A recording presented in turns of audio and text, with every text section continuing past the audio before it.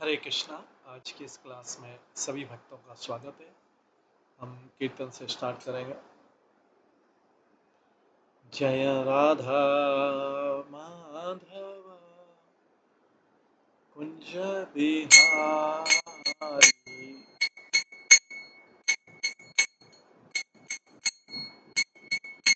जय गोपी जन वल्लभ गिरिवरधारी,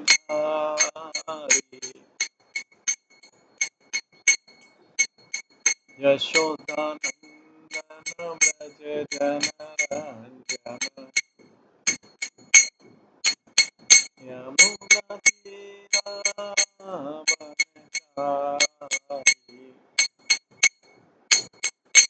जय राधा माधव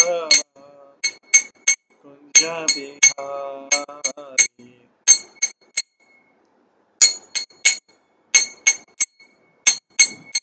हरे कृष्णा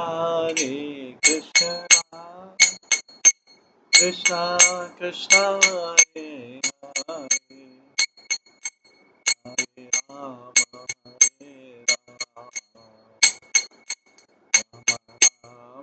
हरे हरे, हरे कृष्णा कृष्णा कृष्णा हरे हरे, हरे राम हरे राम, हरे राम हरे हरे,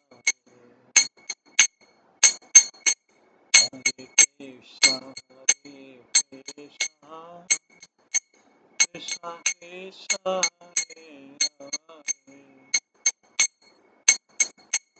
हरे राम हरे राम, राम हरे हरे,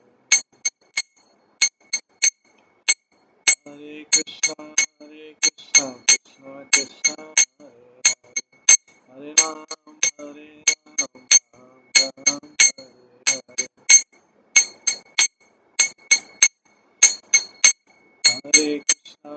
कृष्णा कृष्णा कृष्णा हरे हरे, हरे राम राम राम हरे हरे,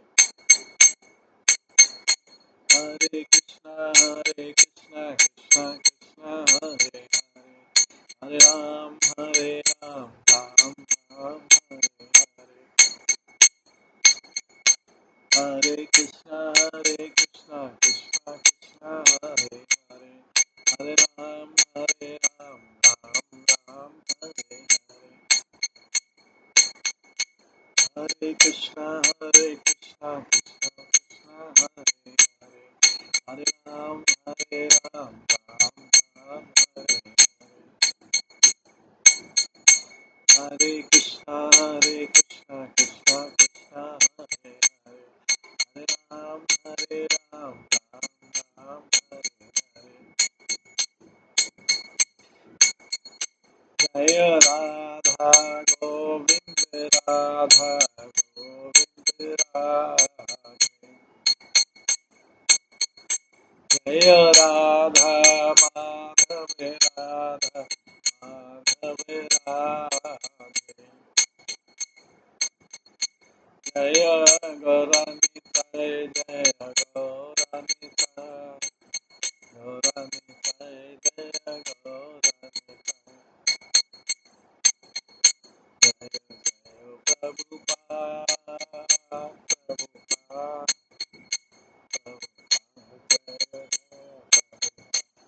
जय जय गौर हरि बोल हरि बोल हरि बोल, जय गौर हरि।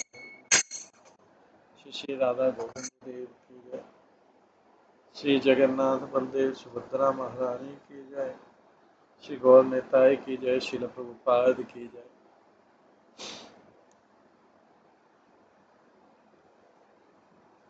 हरे कृष्णा। आज की इस स्कंद पुराण क्लास में सभी भक्तों का स्वागत है। कल हम श्रवण कर रहे थे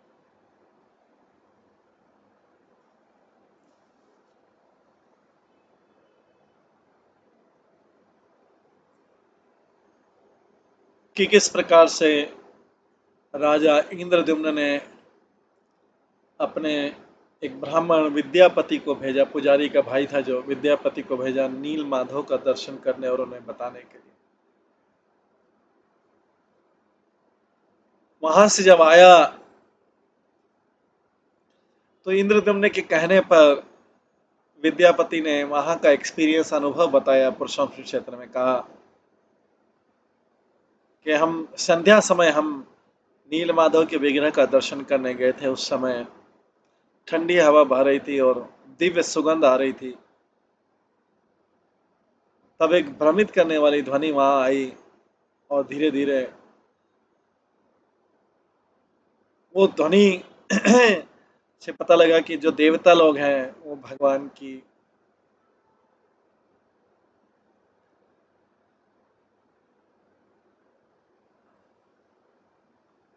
पूजा करने आए हैं। जल्दी ही मैं क्लियरली सुन सका बांसुरी की आवाज, मृदंग की आवाज और दूसरे इंस्ट्रूमेंट की आवाज, हाथों का क्लैपिंग और दिव्य डिवाइन सॉन्ग, भगवान के ग्लोरिफिकेशन। मैं केवल देवताओं के हाथ दे सका, वे हजारों भोग दे रहे थे, ऑफर भगवान को दे रहे थे। उसे ऐसे भोग मैंने कभी देखे नहीं। जब देवता लोग चले गए, मैं मेरा मित्र जो है विश्ववसु, उसने मुझे कुछ अवशिष्ट दिए जो भगवान को भोग ऑफर किए। कुछ प्रसाद था, कुछ पुष्पमालाएं थी, ऐसी पुष्पमालाएं जिनका तेज कभी कम नहीं होगा और जिनकी सुगंध कभी कम नहीं होगी।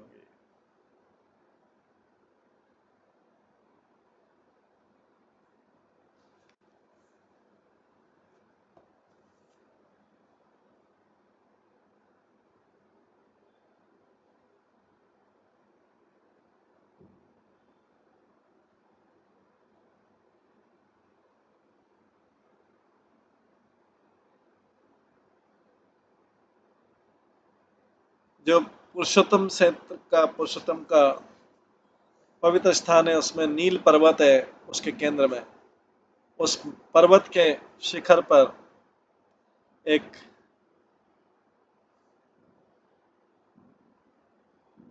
ग्रेट वटवृक्ष है। वो एक कल्प तक रहने वाला है।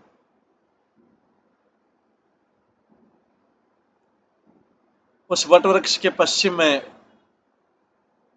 रोहिणी कुंड है,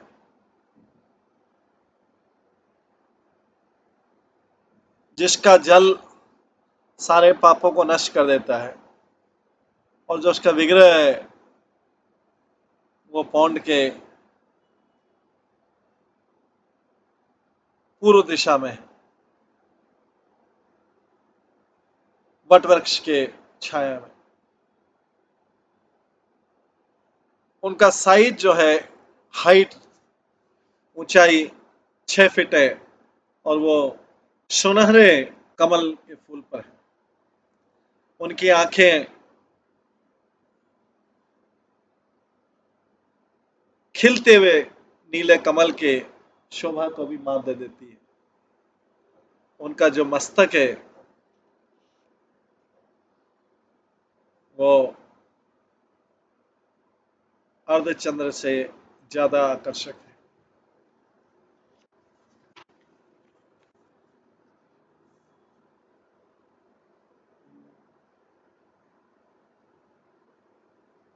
इसका जो उनका जो चंद्रमा के समान मुखमंडल है वो तीनों तापों को नष्ट करने वाला है। और जो भी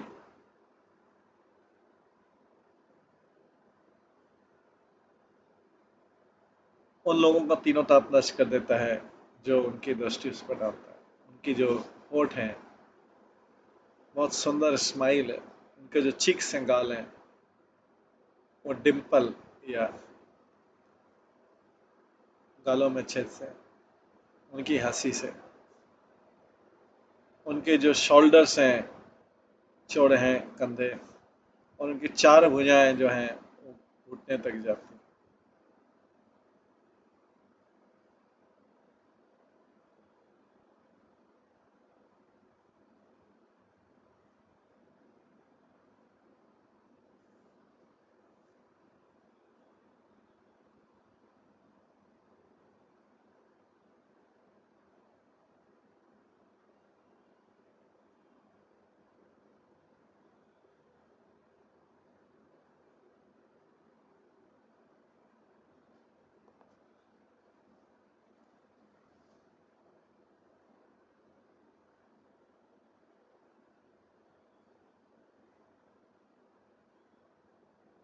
भगवान नील माधव के सामने प्रणाम करते हुए और उनको प्रेम और भक्ति की दृष्टि से देखते हुए व्यक्ति जो है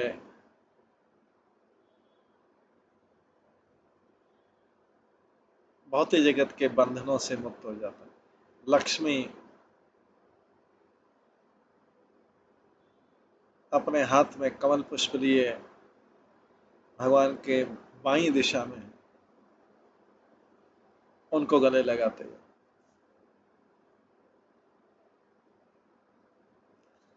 उनकी आंखें भगवान के चरण कमलों में फिक्स।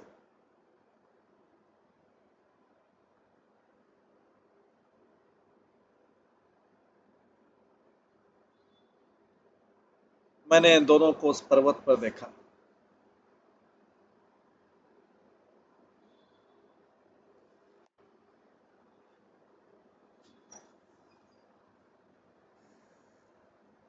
वे दोनों साइलेंट थे, अपनी स्माइलिंग आंखों से। वे भगवान जो लक्ष्मी के साथ नील माधव थे, वो उनको सबको आशीर्वाद दिया जिन्होंने भी उनको देखा। वास्तव में जब मैंने उन विग्रह को देखा, वो मुझे पूरे जीवित दिख रहे थे। शेष अपने 1000 फनों के द्वारा वो उन विग्रह के पीछे थे। उनके ऊपर एक अम्ब्रेला जैसा बना था उनके हेड के ऊपर। फ्रंट में मैंने एक सुदर्शन चक्र देखा जो अपने शारीरिक रूप में था। उनके पीछे गरुड़ था जिसने हाथ जोड़े हुए थे आदर।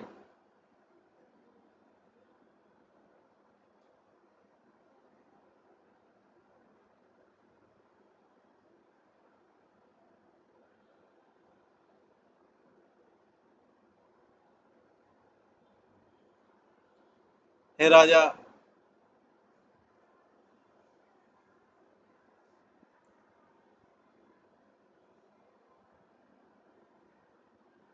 भगवान के सीधे दर्शन करने के बाद मेरा मन उस स्थान पर गया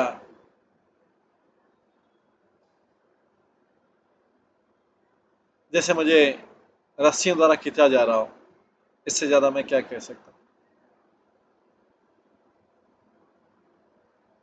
जो भी व्यक्ति मन में जो सोचता है उस मन को प्राप्त होता है।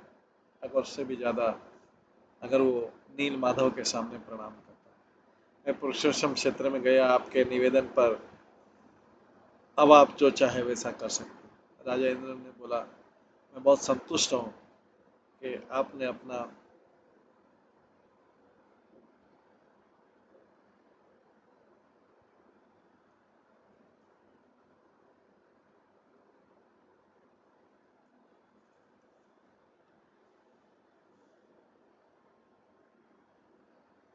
आपने अपना मिशन पूरा किया।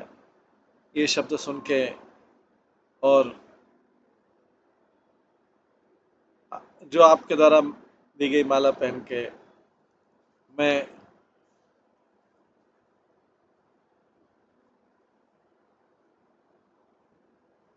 स्वयं जाऊंगा नील माधव को देखने के लिए। मैं वहां पे जाऊंगा और एक नया राज्य बनाऊंगा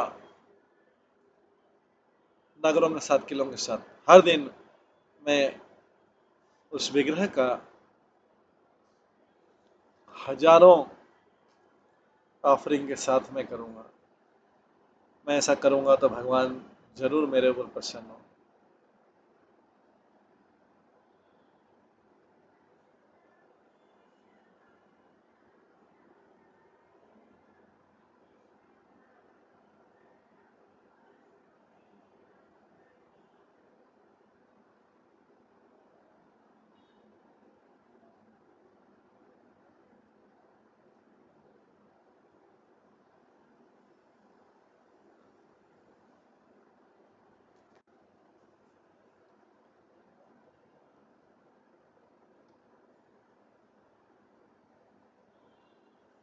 नारद मुनि जो कि हमेशा जिज्ञासु रहते हैं जानने के कि क्या हो रहा है पूरे ब्रह्मांड में, उसी क्षण वहां पे आ गए। इंद्रदम्न महाराज ने उनको सम्मान किया और सारी फॉर्मेलिटीज की, उनको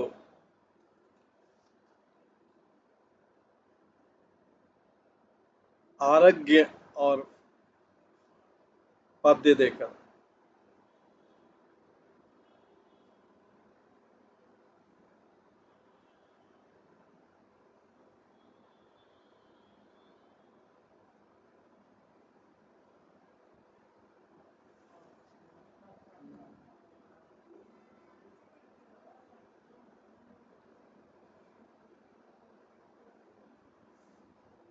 आदर से हाथ जोड़कर राजा ने कहा, आज मेरा यज्ञ का परफॉर्मेंस हो गया है और दान देना भी सफल हो गया है, क्योंकि आप मेरे धाम में आए। मैं क्या कर सकता हूँ आपको प्रसन्न करने के लिए? किस उद्देश्य के लिए आप यहाँ पर आए?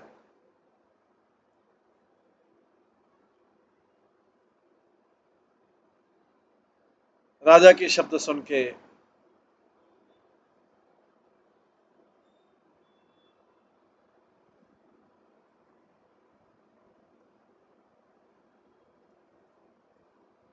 जो बहुत स्नेह के साथ में बोले गए थे, नारद मुनि ने रिप्लाई दिया, मेरे प्रिय इंद्रदुम्न,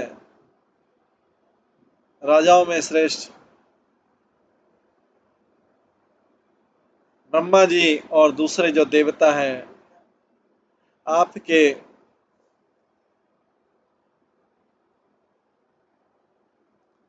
इस दोष रहित चरित्र से बहुत प्रसन्न है।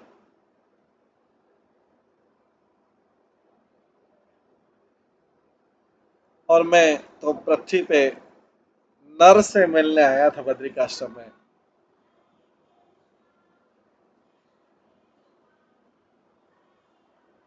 मैंने सुना है तुम्हारे प्रयासों के बारे में।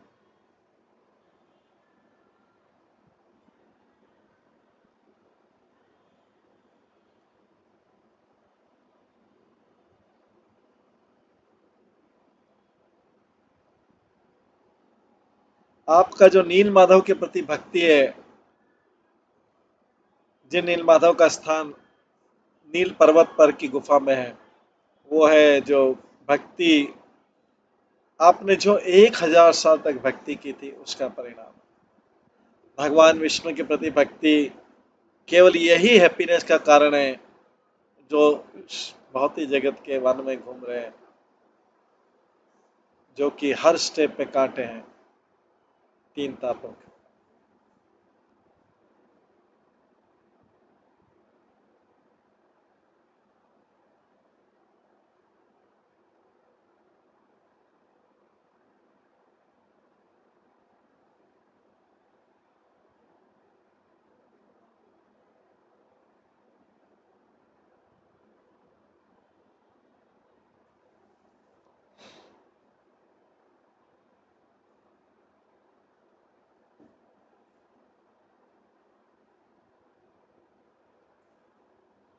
जो लोग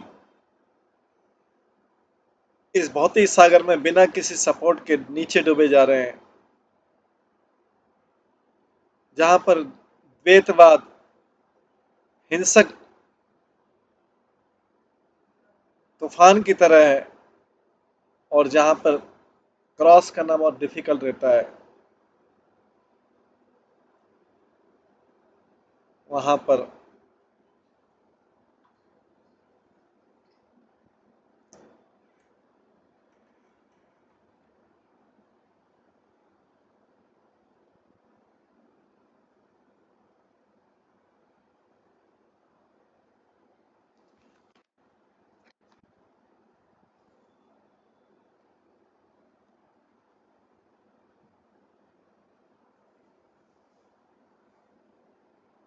वहां यहाँ पर भगवान विष्णु के प्रति भक्ति, उसी को नाव बताया गया। राजा इंद्रद्युम्न ने भक्ति योग के बारे में और सुनना चाहते थे, इन्होंने नारद मुनि से रिक्वेस्ट किया, हमको विस्तृत बताइए। तो नारद मुनि ने जो कहा उसके बारे में कुछ है। भगवान विष्णु वही केवल आनंद प्रदान करने वाले हैं और भौतिक कष्ट को नष्ट करने वाले हैं। भगवान का शरण लेके इस प्रकार से सोच के, इस प्रकार सोचना ही भक्ति कहलाता है। भक्ति 4 कैटेगरी में डिवाइड की गई। जो लोग, जिनकी भक्ति लस्ट और ग्रीड से और पावर हो गई और कोई साधन नहीं देखते हैं, वो तामसिक भक्ति कहलाती है।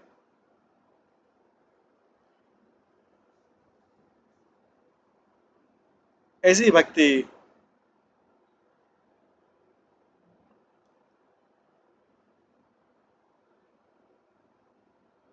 में इच्छाओं की पूर्ति के अलावा और सिद्धि के अलावा कोई रास्ता नहीं।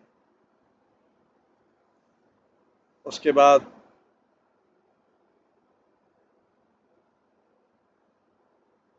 वो भक्ति जो बड़ी प्रसिद्धि प्राप्त करने के लिए की जाती है,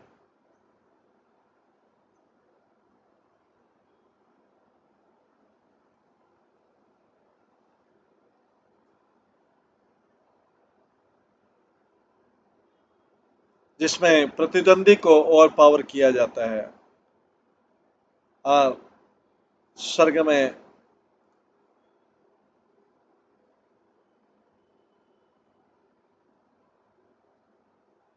जीवन का आनंद प्राप्त करने की इच्छा है, वो राजसी भक्ति।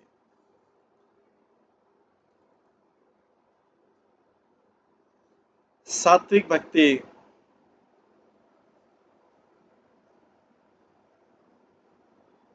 उन लोगों द्वारा की जाती है जो इस भौतिक जगत का टेम्परेरी नेचर,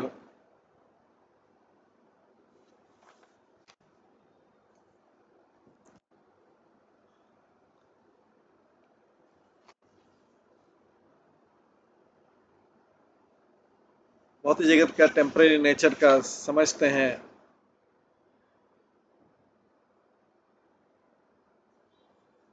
और भगवान के शेल्टर में आनंद प्राप्त करते हैं।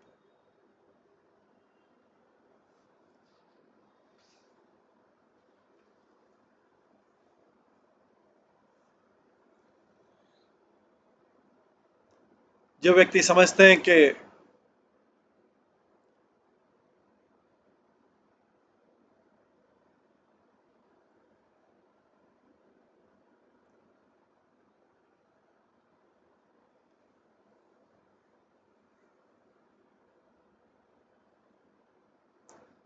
भगवान से अलग कुछ भी नहीं है और स्वयं को भगवान का अंश मानते हैं और उनके प्रति प्रेम उत्पन्न करना चाहते हैं, वो आध्यात्मिक भक्ति है जो शुद्ध है, जिसमें तीनों गुणों का, भौतिक जगत तीनों गुणों का कोई अंश नहीं।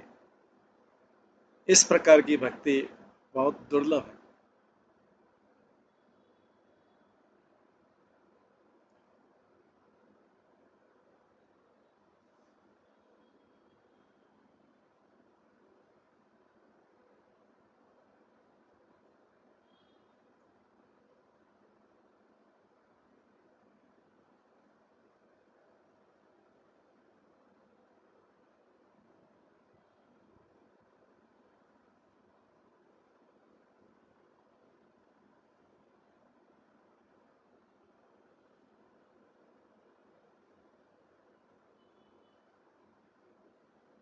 जिनकी भक्ति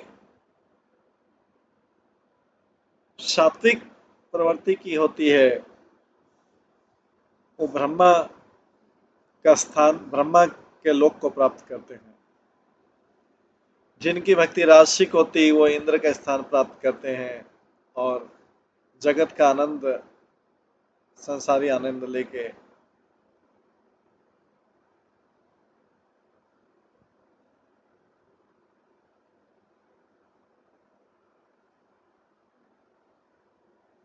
जगत का आनंद लेते हैं।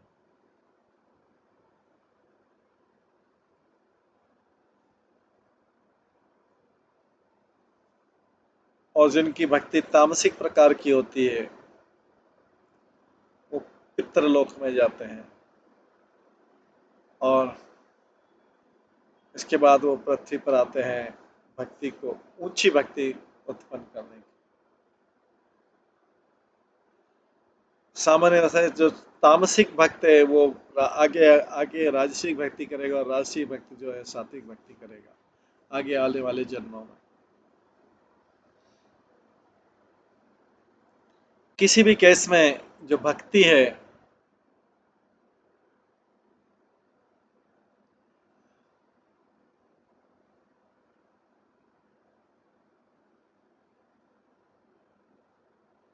व्यक्ति को भौतिक बंधन से मुक्ति की तरफ ले जाती है। जो लोग विष्णु की भक्ति रहित हैं,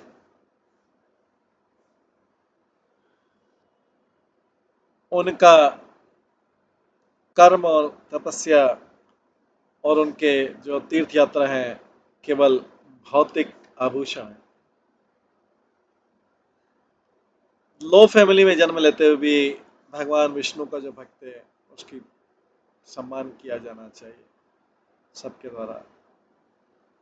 इसके विपरीत जो ब्राह्मण है, जो ज्ञान के सारे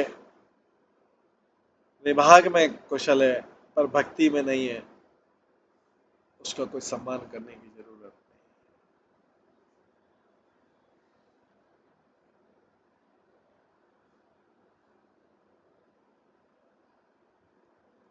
हे राजा सुनो, मैं भगवान विष्णु के भक्तों की विशेषताएं बताता हूँ। एक भक्त का जो मन होता है बहुत पीसफुल होता है और सबसे मृदु व्यवहार करता है। वो अपनी इंद्रियों को नियंत्रित करता है और इच्छा के अनुसार यूज करता है, मेंटली, फिजिकली और वर्बली। कोई भक्त जो है किसी को कष्ट नहीं पहुंचाना चाहता। उसका हृदय करुणा से भरा रहता है दूसरों के लिए, और वो बाय नेचर हिंसा और चोरी से दूर रहता है।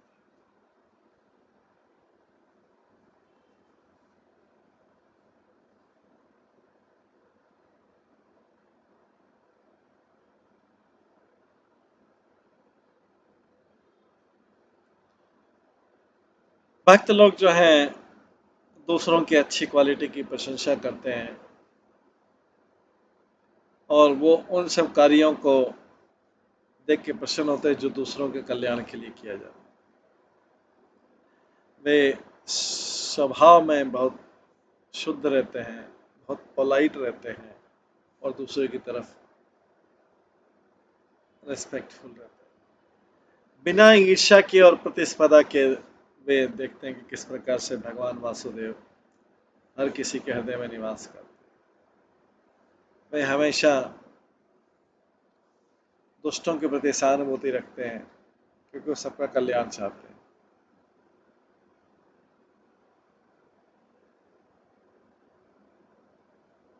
जो भक्त लोग होते हैं वो इंद्रिय तृप्ति के वस्तुओं को त्यागते हैं।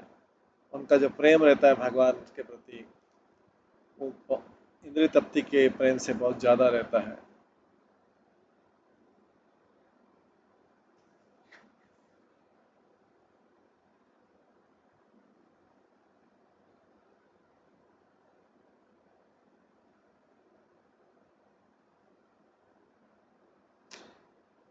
भक्त लोग सोचते हैं, ए ब्रह्मांड के भगवान, मैं आपका नित्य सेवक हूँ और आप मेरे स्वामी। इस प्रकार से हम एक दूसरे से अलग नहीं।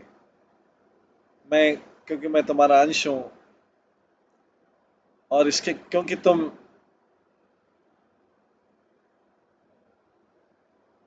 आप प्रकट हो गए,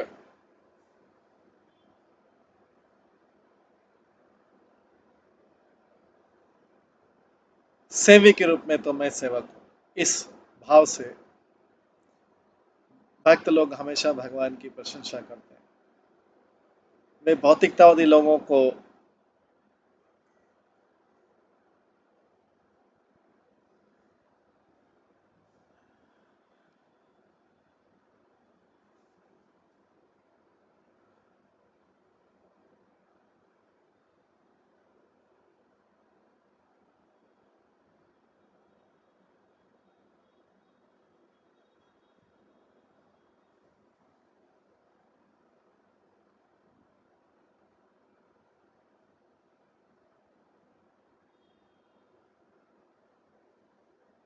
वे भौतिकतावादी लोगों को एक घास के तिनके से ज्यादा महत्वपूर्ण नहीं समझते।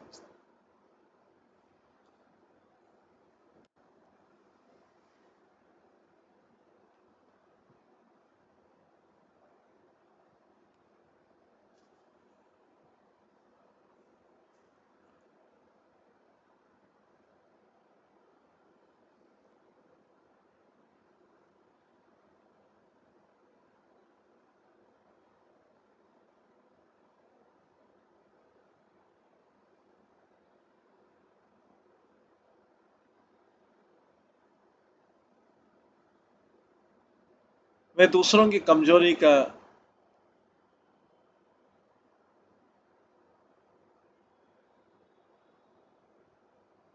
ध्यान नहीं देते हैं और बहुत नम्रता से बात करते हैं। वैष्णव लोग हमेशा भगवान का नाम जप करते रहते हैं, बड़ा क्लियर एंड लविंग वॉइस।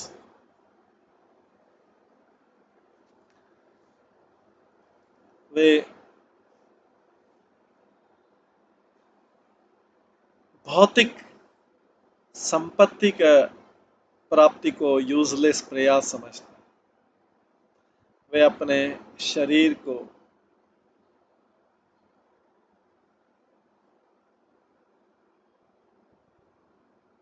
तिलक से सजाते हैं और उसमें शंख चक्र गदा पद्म लगाते हैं।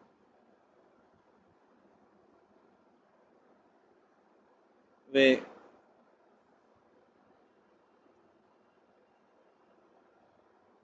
भगवान की चरण कमलों की धूल को अपनी भुजाओं में लगाते हैं।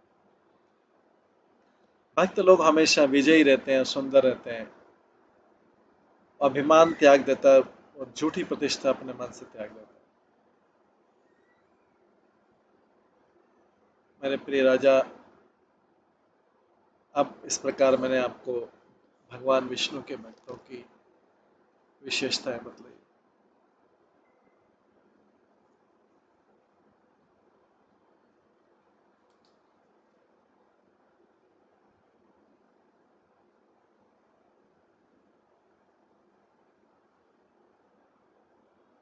राजा इंद्रदम्न ने बहुत प्रसन्न हुआ नारद मुनि के भक्तों के वर्णन से। उन्होंने कहा, महान संत, आपकी उपस्थिति से मेरी अज्ञानता दूर हो गई है। मेरी अब केवल इच्छा है पुरुषोत्तम क्षेत्र जाने की और नील माधव की पूजा करने की। तीनों लोकों में घूमते हुए आप तो ब्रह्मांड की, तीनों लोकों की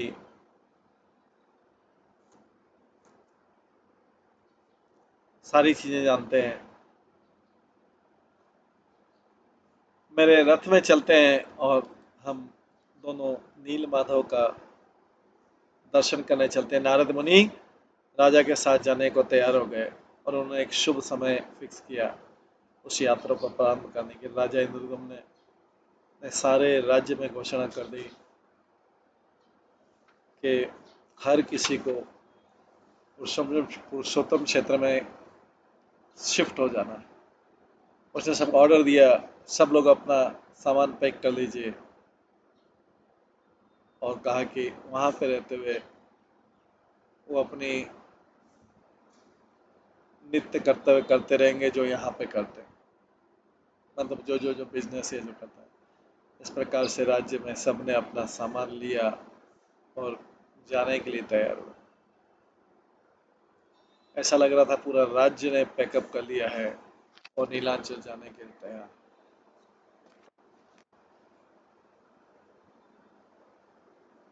ब्राह्मणों ने कई शुभ रिचुअल्स किए जो उस समय के लिए चाहिए रहते हैं।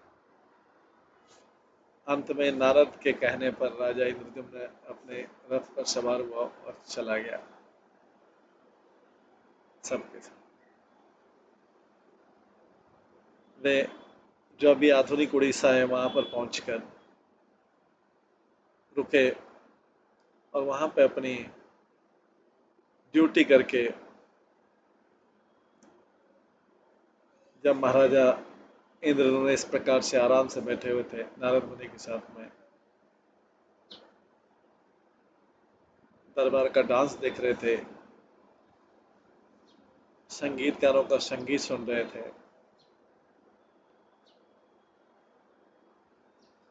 और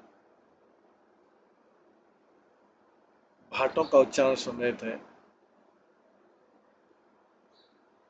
तो ये उस समय घोषणा हुई कि उड़ीसा का राजा जो है उनको मिलना चाहता है। राजा इंद्रद्युम्न ने तुरंत उड़ीसा के किंग को स्वागत किया, उड़ीसा के राजा को, और उनको महान वैष्णव बताया। जब वो आपस में बात कर रहे थे उड़ीसा के राजा ने बोला, मैंने सुना है कि एक बहुत बड़ा तूफान आया था और उसने नील माधव के विग्रह को पूरी तरह कवर कर दिया है। उसके कारण अभी अकाल हो गया है और रोग फैल गए हैं सारे राज्य में। मैं सोचता हूँ कि अच्छा हुआ कि आप यहाँ पर आए, क्योंकि आपकी उपस्थिति सबके लिए कल्याणकारी रहेगी। राजा इंद्रद्युम्न ने उड़ीसा के राजा के लिए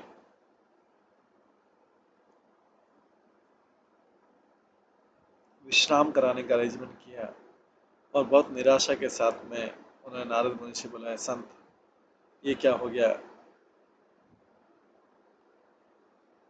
मेरे सारे प्रयास व्यर्थ हो गए। नारद मुनि जो सब कुछ जानते थे उत्तर दिया, आपको निराश होने की जरूरत नहीं है।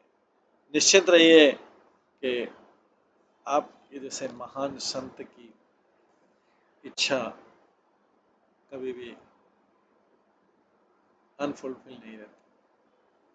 आपके लिए भगवान अवतार लेंगे इस पृथ्वी पे। भगवान विष्णु जो है पूर्ण रूप से स्वतंत्र है, वो किसी पर निर्भर नहीं करते हैं।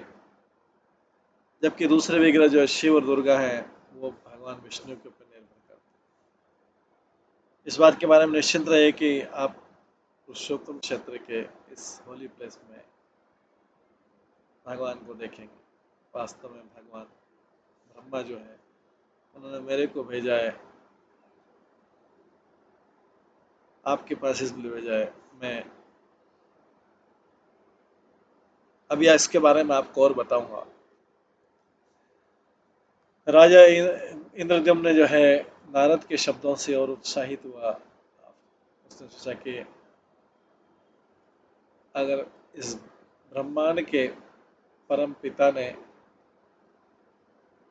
इस ब्रह्मांड के परम पिता ने अपने पुत्र को भेजा है मेरी सहायता के लिए, तो इसमें जरूर सफलता मिलनी चाहिए। राजा और संत ने रात भर वार्तालाप की और अगले दिन मॉर्निंग में वे प्रस्थान किए उड़ीसा के राजा के पीछे पीछे। उस दिन वो एकम रवन भुवनेश्वर पहुंचे। वहां पे उन्होंने वहां की लीला को सुनाया और बताया कि किस प्रकार से ये स्थान भगवान शिव का स्थान बन गया और उनके फॉलोअर के लिए बहुत पवित्र स्थान है। इसके बाद जब वो पुरुषोत्तम क्षेत्र में जा रहे थे, वहां पे एक अशुभ लक्षण दिखाई दिया। राजा की बाईं आंख और बाईं भुजा फड़कने लगी बार बार। इसको देख के महाराज इंद्रद्युम्न निराश हो गए। उन्होंने नारद मुनि से पूछा, इसका क्या कारण है? नारद मुनि बोले, आगे क्या काम करना है, आपको निराश नहीं होना चाहिए। सारी जो शुभ चीजें हैं उनके बीच में पहले अब बाधाएं आती है। जब ये बाधाएं हटा दी जाती है, हर चीजें शुभ हो जाती हैं, फॉर्चुनेट हो जाती है। ये सत्य है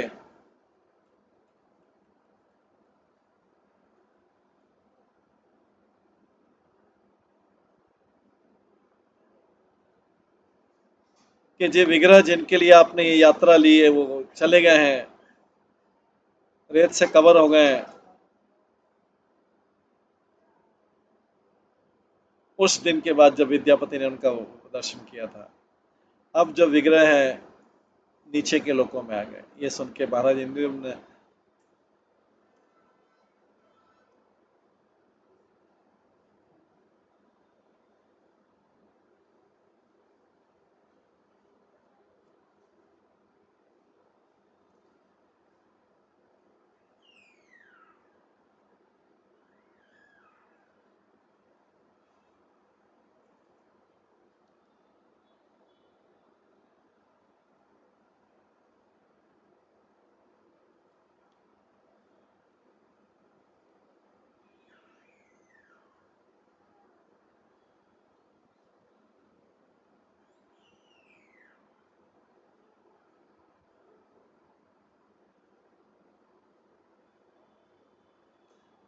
ये सत्य है कि विग्रह जिसके लिए आपने यात्रा ली चले गए हैं, धूल से कवर हो गए हैं। विद्यापति के दर्शन के बाद अब ये विग्रह नीचे आ गए। ये सुन के महाराज इंद्रद्युम्न ने तो भूमि पर मूर्छित हो गए, जैसे उनको बिजली का झटका लगा। उनके सेवकों ने उनके ऊपर पानी छिड़का और पंखा चला। नारद थोड़ी देर के लिए भ्रमित हो गए, पर उनकी योगिक सिद्धि से उन्होंने उनको पुनर्जीवित किया। उनके भविष्य के गुड फॉर्चून को देखते।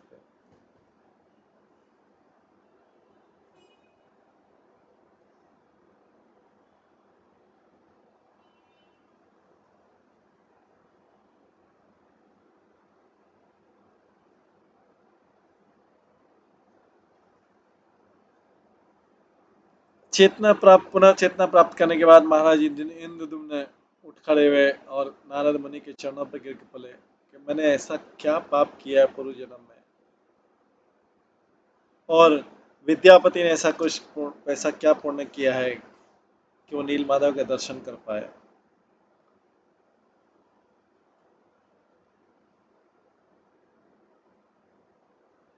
आपने मेरे से अपना राज्य क्यों त्याग करवा दिया जब आप जानते थे होगा? आपने मुझे पहले क्यों नहीं बताया, हमने जब यात्रा शुरू की थी? ऐसा कैसे हो सकता है कि सारे लोगों को छोड़ दिया, घर छोड़ दिया, राज्य छोड़ दिया किसी चीज के लिए? अब हम अपना पालन किस तरीके से करेंगे? अगर मैं भगवान के दर्शन नहीं करूंगा, मैं अपना जीवन त्याग दूंगा। ये मेरा संकल्प है।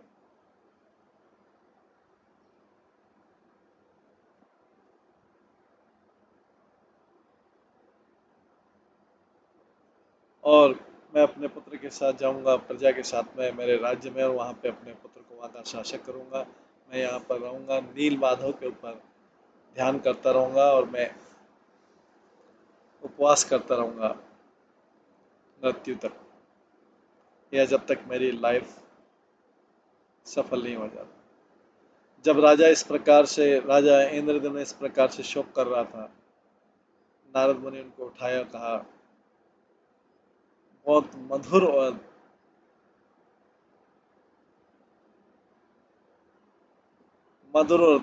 दयापूर्वक आवाज में कहा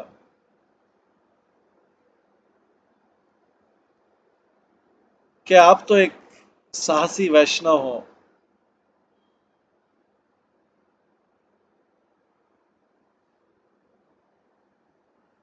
आपको कैसे पता नहीं है कि जो आध्यात्मिक प्रकृति का रास्ता है वो बाधाओं से भरा हुआ है। भगवान का उद्देश्य समझना बहुत कठिन है। मैं भी नहीं समझ सकता हूँ, हालांकि मैं मुक्त जीव। भगवान के क्रियाकलाप और उनकी शक्ति अचिंतन है। अब मैं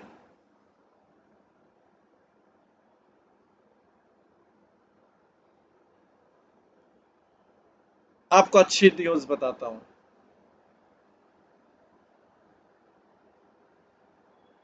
भगवान ब्रह्मा ने मुझे बोला है, आप इंद्रमन के पास जाओ। वो नील पर्वत की तरफ जाएगा, नील माधव को देखते हुए, और यमराज के कहने पर विग्रह जो है चला जाएगा। राजा को शोक नहीं करना चाहिए, क्योंकि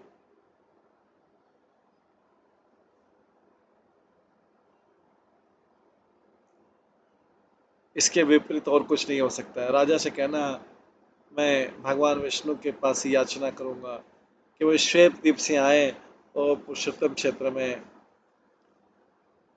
काष्ठ के रूप में, लकड़ी के रूप में प्रकट हो। उतने समय तक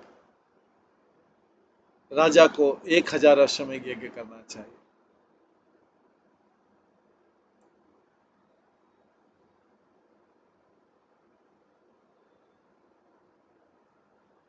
उस यज्ञ के कंप्लीट होने पर उसे भगवान के दर्शन होंगे। वो विग्रह मैं स्थापित करूंगा। नारद मुनि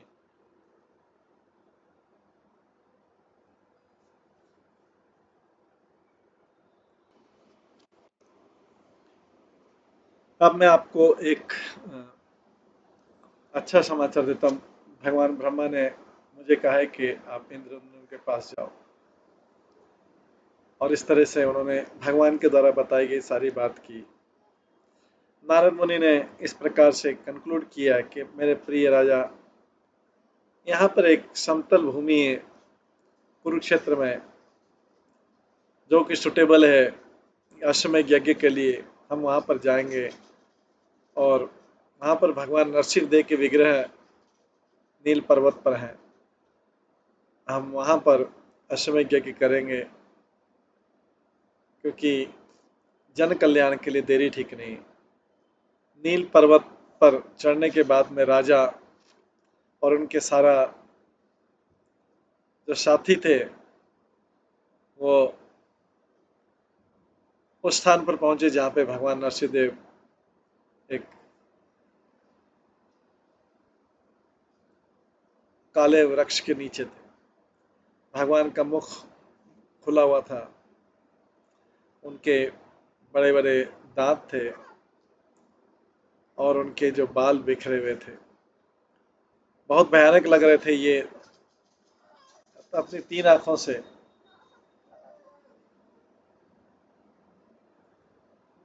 और असुर के शरीर से, असुर हिरण्यकशिपु के शरीर से को उन्होंने, असुर हिरण्यकशिपु के शरीर को उन्होंने जंगा पर रखा हुआ था। अपने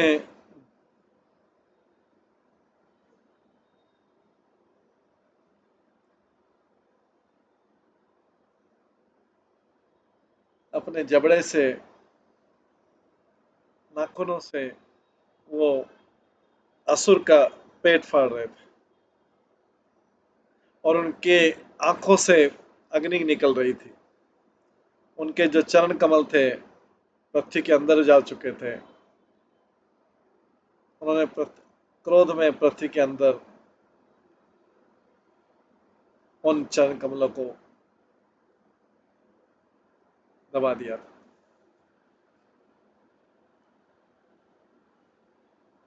नारद मुनि की उपस्थिति में राजा और उनके जो यात्रा थे उसके मेंबर्स, उन्होंने भगवान की तरफ देखा बिना भय के और उनको दूरी से प्रणाम किया। जब उन्होंने ये विग्रह का भयानक रूप देखा, राजा इंद्र का नारद मुनि के शब्दों में विश्वास बढ़ गया और उनको विश्वास हो गया कि उनका भविष्य का काम पूरा हो जाए। इसके पश्चात राजा ने नारद मुनि से रिक्वेस्ट किया कि उनको वो स्थान बताएं जहां पर नील माधव खड़े थे। नारद मुनि ने उनको स्थान पर बताया जो अब बालू से कवर हो गया था। नारद मुनि ने कहा, राजा वो वटवृक्ष को भी देखो, ये इस कल्प के अंत तक रहेगा वटवृक्ष। व्यक्ति जो भौतिक कष्टों में है वो मुक्त हो जाएगा इस वृक्ष की छाया से। जो व्यक्ति की मृत्यु होती है इस वृक्ष के तलहटी पर, वो भी मुक्ति प्राप्त करेगा। इस वृक्ष के पश्चिम में और उत्तर में नरसिंहदेव है।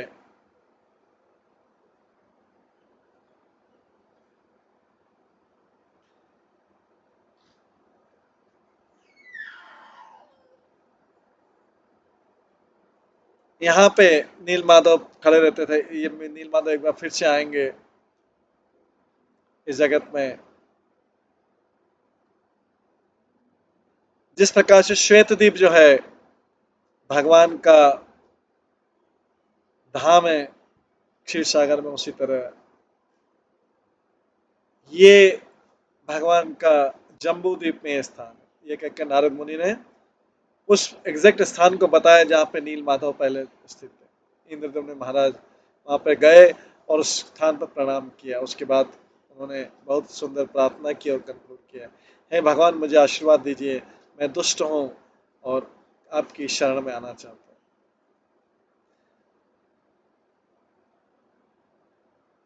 जब मैं अपनी माता के गर्भ में था, मेरे सारी भविष्य की कार्यकलाप आपने डिसाइड कर दिए थे।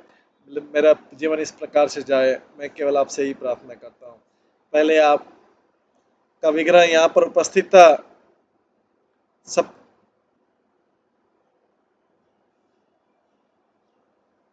आप यहाँ से मोक्ष दे रहे थे या निम्न जीवन दे रहे थे।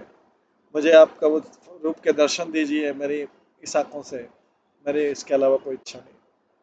अपनी प्रार्थना करने के बाद महाराज जी ने फ्लैट गिर गए उस स्थान पर और फिर से प्रणाम किया। जब वो इस प्रकार से करे थे, आंखों से आंसू आने लग गए और आकाश से एक वाणी हुई। उन्होंने बोला, आपकी चिंता छोड़ दो, मैं आपकी इसी करण दृष्टि में आऊंगा। जस जो ब्रह्मा जी ने बोला है वो आदेश का पालन कीजिए। ब्रह्मा जी ने जो दिशा निर्देश दिया और नारद मुनि ने जो बोला है।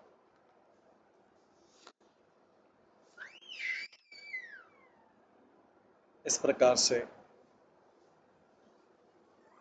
नील माधव की कथा इंद्रद्युम्न की। इसके बाद की कथा जो हम कल की क्लास में श्रवण करेंगे।